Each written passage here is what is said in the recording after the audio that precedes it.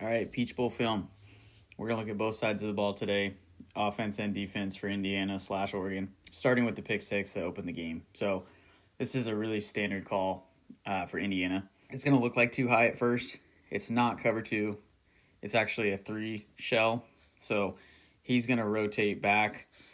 This safety is going to take the middle of the field. This safety, I believe this is cover 3 cloud. I believe that that's what it's supposed to be. But I think he gets caught on the screen action that's going on here in the field, and he just darts to take the screen, and you actually end up getting a vacancy in this area, and one of these receivers shoots out on a corner route, it looks like. And, yeah, I mean, I see a lot of posts about, you had this guy wide open here, just roasted Dante Moore for just missing him. And I think it's a little bit more complex than that, because if they sit there and they work the out route as the first play of the game, we don't know what tendencies that Indiana has. If let's say they run a specific coverage 70 or 80% of the game to open the game, and we've been preaching all week, hey, we're going to hit this out for 7 yards, first play of the game. Kid's predetermined where he's going. I mean, you're looking for an easy in-rhythm completion to get your quarterback going. And this is really the worst thing that you could possibly do because, A, it's a really difficult throw. And I'm not saying it's the worst call that you could possibly make, but I'm saying that this is the worst case scenario. The outcome is the worst thing that you could do for keeping your quarterback composed, which is a big deal, especially against this defense. No, I mean, especially against this rotation. He's going to backpedal. He's going to take 2 steps. Unfortunately, we're starting with outside leverage. So if we're going to throw this ball, which you could throw this ball needs to be out right now.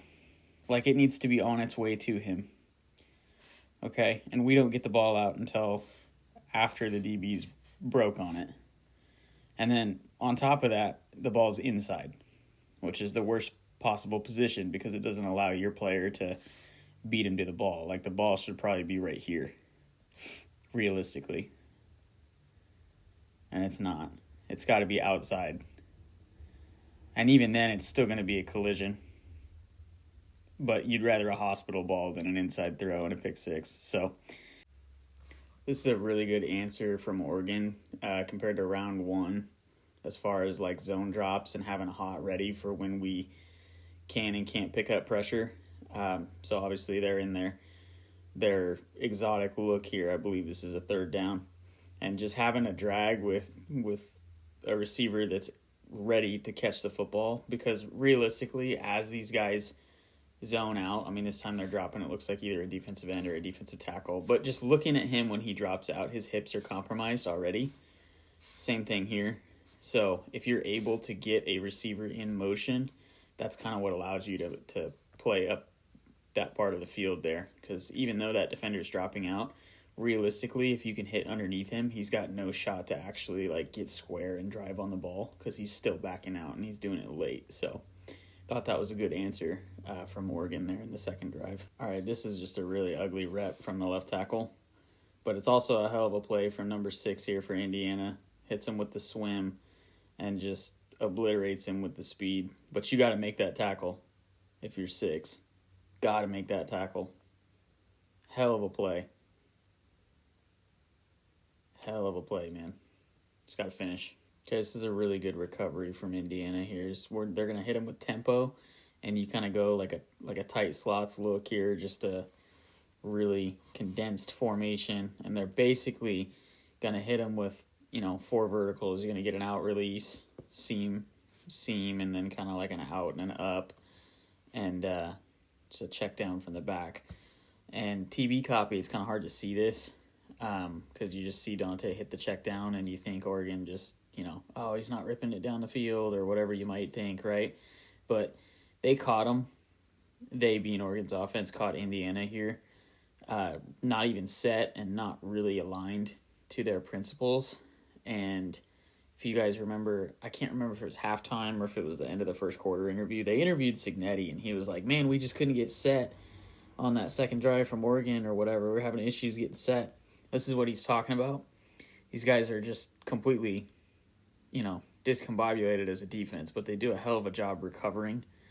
And and getting into that spot drop quarters look just to not get beat deep here. And Oregon had a good call to really stretch the field. So just a really good rep, or I should say recovery from Indiana here. Okay, this is a nice wrinkle. So we were talking in the pregame video what Oregon was going to do with this, boundary side receiver. Were they going to insert him? Were they going to, what is Oregon going to do? Are they going to run these insert runs again? This is exactly what this is. So this is like the next level of that fake, right? So you're going to fake outside zone, but you get that motion, it's basically setting it up so you can run this later out of a look that's similar. And we know condensed formations, you're going to bring in the flat defender, which is exactly what ends up happening. You're either bringing in the corner or you're bringing in the flat defender when you're motioning in, especially against his own defense. So what you're going to do is you're going to condense them, and then you're going to stretch them out. And it's just good execution, good play call, and good result here for Oregon.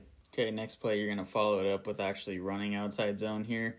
And I kind of see the vision here from Oregon's offensive coordinator / offensive staff room here. So you're running outside zone after that fake, but you're also setting up another fake with kind of like a boot, the way that they're setting this thing up here. But let's just take a look at the front and kind of see why this gets blown up. So I think 21 does a great job making the play, but in my opinion, it's really 6 here that takes care of business. I mean, that's just a phenomenal job at, really, you get a double team, but you're shaking a tight end off and maintain an edge, and it really allows your linebacker to make a play, because 71's responsibility is to rotate up to him and seal him off, and that just does not happen. And to be honest with you, I don't know if it's a bust on 71 just because he never got off the double team, or, don't know, but 21 makes the play. Okay, this one's a really ugly play here from Oregon. And I think we have a bust right here from a route development standpoint. I don't know what the call is. I don't know what it's supposed to be. But I think our true freshman receiver here is not supposed to be running a post route that runs straight into this route. Just really don't think that that's the call. You get basically 3 guys here. Play's broken, right? So he just, does a good job rolling up the sideline. That's De'Aaron Hill. But I really highly doubt that we're supposed to have 2 guys in the same spot. Good play here from Oregon. There's a lot of winners on this one. I think you got a winner here. Gonna hit him with the out and the up. Just a good play. Really good play. Kind of a really interesting weak side rotation here into cover 2 from Indiana. Usually pre-snap you have basically 2 high here, and you usually don't see him rotate weak all the way across the field, but that's kind of what happens here. So interesting call, and good post-snap read from Dante to hit the out and up. So Oregon usually, sometimes they'll get to empty, or they'll run like a stutter motion here and then release the back out into the pattern. And this is a GT counter off of that, which I think is pretty interesting. So, no, as a running back, I feel like, and yes, I'm fully aware that this guy's in the portal, but as a running back, I feel like you got to do 2 things here. You got to stick your foot in the ground right now, and you got to give your tackle a shot to actually make this block, because this team's faster than most teams, so he's going to diagnose, and he knows that he's got a jet, and to keep his leverage, he's got to beat the tackle to the spot, and that's kind of why he makes that play. But I feel like we have to deliver that block better as a running back and press kind of razor close to the edge of the line here, and line meaning the offensive line. Like, we got to be in his back hip, which is, again, easier said than done, but you got to give 76 a shot at making that block for you, because if you beat him to the spot, that's how you get tackled early. But again, easier said than done. It was a hell of a play from 6. So they're going to bring up pressure and fire him off the strong side here, so it's field side pressure. But 6 he's just twitchy, man. Like, he just kind of beats the hell out of 71 one-on-one. I mean, it's the jetting inside at the speed in which he does it. And the reason he's doing that is because he's trying to take the tackle out, because they're banking on him being released into the pattern, and that pressure either being to the side of the run, or if there's a QB run, or if they're dropping back to pass, whatever, trying to get this defender unblocked. And that's why 6 jets in like that. But, man, that dude is fast. Okay, it's a play that Dante Moore went to pull the ball on an RPO, or like a fake run, or I don't even know what the hell, to be honest with you. It seems kind of weird that we would be completely flipping our hips as a quarterback. But anyway, just really unfortunate, because you actually did have a winner. You get 2-on-2, and you like your numbers here, because if you look at just where he's sizing up to block, he's going to block him, and you got a playmaker here with a whole bunch of field, and really this is the only guy you got to beat.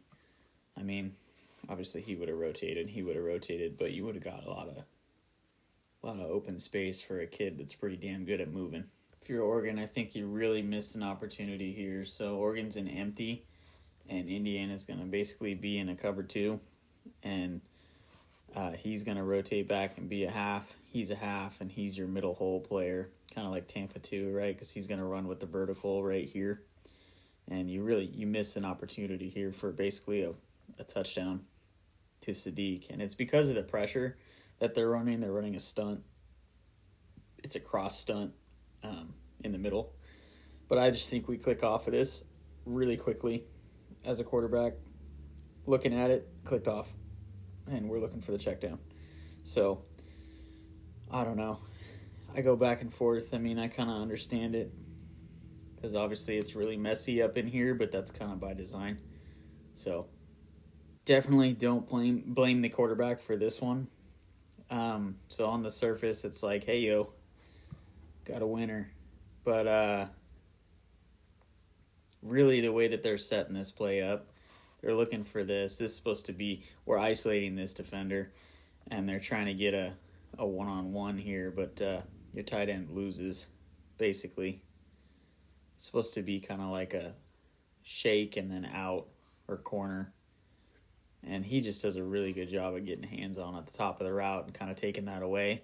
And then by the time, Dante clicks off of it, we might see this,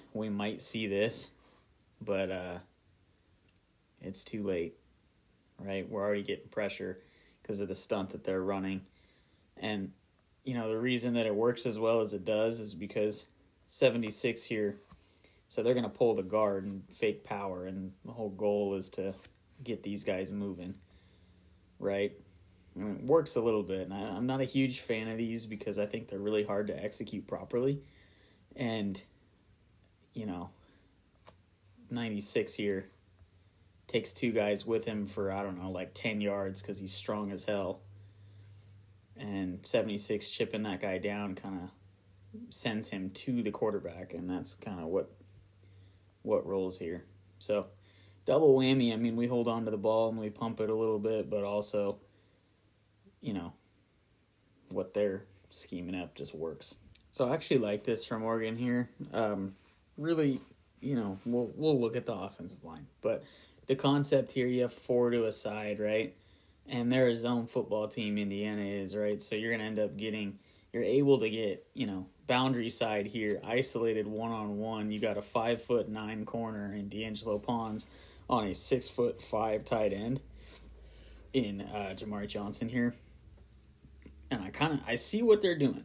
I see the idea. What I don't like about it is I don't like the execution just from a route standpoint. He's got outside leverage on us, and we're trying to shake him, break inside, and then break back outside, and that's just not going to happen. I mean, he's a hell of a corner as is, despite being undersized, but if we're going to do this, I don't know what the call is, if the call requires him to release outside or if it's a choice or what it is, but we win inside, we got to just press vertically at that point and throw a jump ball. That's pretty much the only thing you're going to do. And again, you have, a 6+ inch advantage or 9-inch advantage or whatever the hell you got on the guy, and probably about 60 pounds of weight. So should probably just throw that ball. But also, as an offense, we don't really have any winners, really. Like, yeah, there's not a whole lot for him to throw to. And then on top of that, from an offensive line perspective, like, you both know who you're blocking, right? They got a nose, so we know where we're sending it. The only thing you're worried about is where 46 is going to go, because, pre-snap he's on this side, so this player's got to make a decision. I mean, I understand why our eyes are inside, but then, as we see him go, we got to get out. We can't just get beat straight up, and that's kind of what we do. And that's pretty much the end of the play. So there's that little cheat motion release that's going to come out here, basically getting you into 5 wide. And, Dante's going to take a sack here, and we can sit and we can talk about, you had a winner, which, yeah, you have a winner, but it's a slot fade. So if we're running a slot fade, we can't be chopping our feet and hand fighting as if we're releasing inside. We got to release outside on a slot fade, because we're winning with speed. We're not setting the nickel corner up. Like, that's not what we're trying to do. And I'm not trying to pick on DeCorrian Moore, but just generally speaking, like, if you're in a playbook and you're running a slot fade, almost every single playbook I've ever seen in my life says, like, a mandatory outside release, because you have to have an outside release. Like, that's why a nickel corner, I mean, it's really hard to tell in all 22. But he's going to have inside leverage because he's using the sideline as another defender. So we got to release outside because we want to hit the sideline ball. That's the whole point. So yeah, you get the win anyway. But that delay in time is kind of what allows the pressure to get there and kind of makes the quarterback hesitate. I mean, the ball's got to be out now. But if you don't inside release, you'd probably be right here. Yeah, you'd have a skinnier play of field because he'd be pressing you to the boundary. But, I mean, that's the only way that ball is going to get released, is if you can get out there. So, I don't know. I think it's on both of them. I mean, I think Dante's got to rip it anyway. But at the same time, it's like, yeah, I could see why he held on to it, I guess. It's a nice 3-man game here from Indiana, so he's going to loop all the way around. He's going to press inside, and he's going to press inside here. Kind of just throw all the offensive line assignments out. But 97 just does a great job at winning outright against that left tackle. Like, you're going to get a holding call here because you're really attacking his anchor in a sense that he gets to the top of his drop and he's got to go back inside and work against his leverage. And at this stage in his career, this player is not really strong enough to be able to rework his footwork like that and kind of take on that block. Like, if you just look at his legs, we're kind of like sliding. And then you get the hold. So, really good execution. I just want you guys to watch this defensive line. I mean, this is a really good stunt. Just fantastic execution. Making the arm angle change, and that's the difference between a completion and probably, 5 or 6 yards or more. Kind of a neat wrinkle from Oregon. Not something you see every day. Fake counter, but it's a toss. I mean, you got to have elite speed to even have the balls to call something like this, and that's exactly what they have with 23. So, just a really unique call. We'll check it from the tight here. Yeah, just interesting, man. Not something you see every day. And way to just make guys miss in the open field, man. This kid has got ridiculous speed. But also, credit to IU, because that's incredible backside pursuit. Not only to be able to track him down, but to not give up on the play. That's the difference between a score and not score. So these guys are really, really well coached and play with a lot of effort. Okay, we're going to get GH counter from Oregon here. So H-back and then guard. We're going to pull them. And this is a masterclass from 17 here on how to beat the kick out. And it starts with beating a down block, right? So this is supposed to be a down block Now, 83 has to execute better, because if we're 83, we need to get the screws of our helmet on this shoulder. And if we're unable to do that, then our guy's going to blow up the play. And that is exactly what happens, because you cannot get beat inside on a down block on counter, because it forces the kick out block to be on your guy. And basically leaves you with two guys free, right? Because what he should be working toward is he should be working toward the force defender, which you guys can't see, but there's a corner that's going to crash down here. And then the polar should be working toward 21. And that's how it should go. Because then you have, hopefully your tackle would be able to work to 4.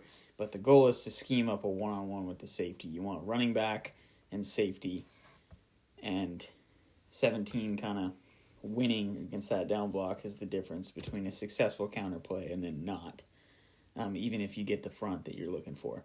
All right, Oregon does this a lot, so you're going to get 4 to the boundary, and they're going to run flood into the boundary. So this is your check down option, and just vertical releases here, and a crosser, tight end wheel. You do this against zone teams because you want to overload the zones. Doesn't really work out. I mean, they're just aware in their pattern, and they're really good at adjusting to it. But at 96, it's just an animal. Or 95, excuse me. I want y'all to just watch 95 here. I mean, holy shit, dude. Good rep, man. All right, flipping sides, looking at IU's offense, and this is going to be probably like 10 plus plays of just fantastic execution. Like, these guys are something else. Starting with a back shoulder on third down. I believe it's 3rd and 4, maybe 3rd and 3. I mean, it doesn't get better than that, man. You can't put the ball in a better spot, and you really can't play better defense. That's just a perfect ball. So, welcome to the NFL, right? Just focusing on this side of the field here. So it's another, I think it's 3rd and 4 this time. It's really, Oregon was running a lot of man-to-man in this game because they felt like, especially looking at the film of the other games that Indiana's had, like every team pretty much comes out and says, hey, we're going to cover you guys.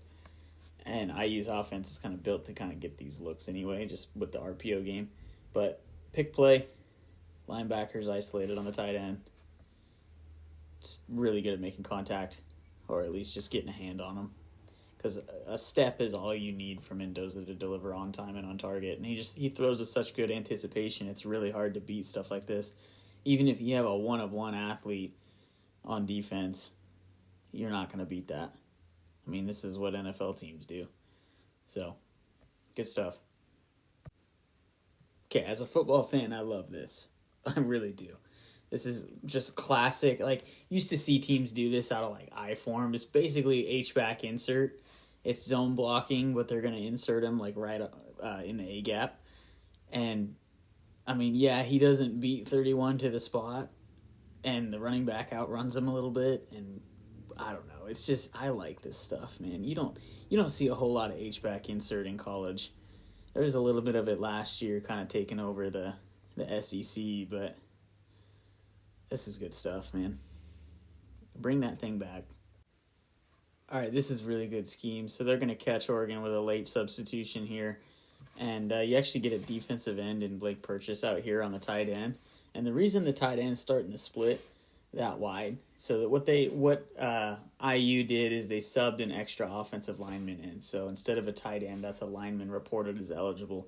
And the reason they're doing that is they want Oregon to sub. So Oregon's going to sub that defensive end in, or edge player, outside linebacker, whatever you want to classify him as. And you end up confirming that they're in zone, okay? Because you see him out there as the flat player. You're going to bring that tight end back in, and then snap on the motion, and you're running power. And why that's relevant is because not only do you get this defensive end, he's the force player, right? He's the force defender in the run game. He's responsible for the edge. So you get him working against his motion, okay? Got to make a player that's not used to having to diagnose as a force defender all the time, at least not in a stand-up stance like that. Usually he's a hand-in-the-dirt guy, or he's like a 9-tech or something, like he's stand-up over the edge. He's not used to, working against his own leverage and diagnosing pretty quickly. So he basically gives you the edge, right? And I want you guys to see this from this angle here. This is a really good way to scheme getting edge into the boundary. I mean, this is like next level shit, dude.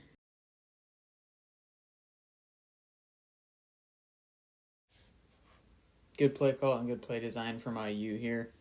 So you're going to get man-to-man from Oregon. And anytime you get man-to-man in the red zone goal line area, usually this safety, if he's manned up on the slot, he's going to have inside leverage. And of all the matchups to attack on Oregon's defense, if you're IU, you like Omar Cooper on a redshirt freshman safety in Aaron Flowers, and that's exactly what they do.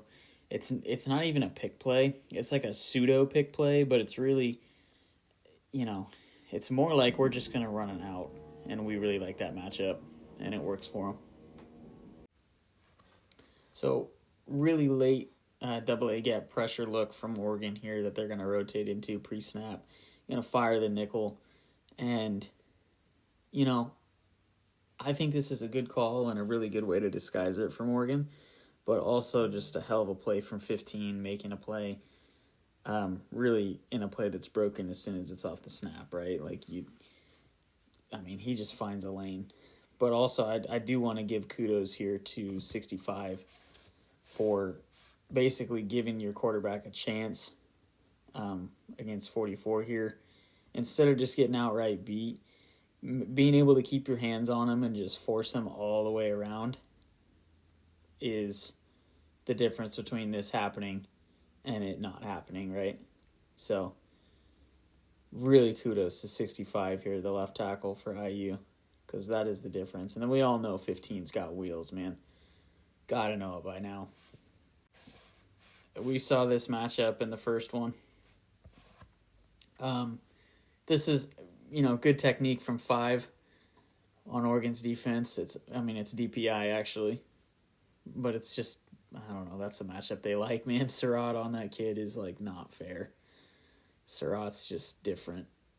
You end up throwing it back shoulder and just getting it through the DPI. I mean, you literally can't play better defense than that, though. It's not like he didn't do his assignment. I mean, you're cheating, right? You're committing a penalty, and you still can't break it up. No, I don't know exactly when Oregon pulled their starters or started pulling them, or if Brandon Finney was playing the whole game, but they being IU, they didn't really throw at Brandon Finney. I think they threw at him maybe 2 times, and this is one of them. And, the third receiver, I can't remember his name from IU, but no, he beats him. He's like 6'4". This dude's a freak. But he beats him off the snap, just barely, gets a step on him on the press release here. But I want you guys to see, I'm going to skip, let's see here. Brandon Finney recovers, man. That's what I'm saying. Look at that. Hand on football. Hand on football. Yeah, you got beat, but it's a hell of a catch, dude. We're talking game of inches. How about game of centimeters? I mean, Lord. This is a really good play design. If you're playing a man-to-man team, or if you're playing a team that thinks that they're going to run bump zone or match zone or whatever the hell that they're going to run, it's a good way to attack their principles. Just with this style of motion, and then to run a pick off of it. That's just great, man. I mean, Flowers does a good job getting around it, or maybe that's Kennedy. I think that's Kennedy. He does a good job of getting around that pick anyway, but this exact play is designed to attack Oregon's match principles, which is why you get the linebacker out there, because you're not just trying to isolate the linebacker, but the pick is designed for him. So it's just a good call against that defense, right? Because Oregon runs a lot of match. So what they'll do is if you motion guys out and they get solo side receivers, you play true man-to-man there. And that's how you know the flat defender has to come from the inside. So just good coaching, but also good execution. Indiana's going to catch you here if you're Oregon, so they're going to fire their boundary corner. And that means we got to replace, right? and this route just attacks his leverage. So you're going to vertically press him and then stop. And that's a really, really well-timed ball from Mendoza, but also just a good route combo to attack the leverage there of the safety. Man, it's such a good ball, though. Like, he's throwing it before the break, and that's exactly what you have to do to make something like this work. Okay, here's the second throw that they had against Finney here. This is an NFL ball. We're talking about a 15-yard out, and they're on the far hash. And in college, I mean, this is like a 40-yard throw, dude. And this is perfect. The ball is perfect. Like, that's insane. This is more than NFL arm talent. Like, this is, talk about passing the test, right? I mean, look at the window here. Look at Finney's hand. Just ball barely floats over his hand. Absolutely perfect. And then great catch. All right, I'm almost done showing the IU side of this, and then we'll get out of here. But this kid, day one spring practice drills for jump cuts for running backs. Watch this kid work. Just watch this jump cut. Oh my God. Dude, that is beautiful. Absolutely beautiful. Holy crap. And then just good block, 62, way to just keep your legs working, keep straining. And then 65 here with the seal off in the second level and not getting beat inside. God, that's something. All right, I got two more. This is an out and an up here from 7. One-on-one with the safety. Just gets your leg tangled, that's all. And that's all you need, right? That's really all it is. He cuts, and then they just hit legs. And 7's leg is in the air, so he's able to replant and just keep running. And that's all she wrote. All right, last play we're going over. The center is an animal. I mean, this is a freshman defensive tackle for Oregon, so this is like way garbage time. But just a great way. Deliver that block, completely displace the tackle here, and then get up to the second level. And he springs this whole run. Like 100% springs it. So, kudos to the center there. But, no, that's all she wrote. I mean, out-executed, a lot of self-inflicted mistakes. Don't think it was Dante's best game, and really don't think that Oregon's offensive line executed very well. But, credit to IU, dude. If I was picking a national champion, I would definitely say Indiana's got my vote here. Just don't know that anyone's going to beat them or execute on the level that they're executing on.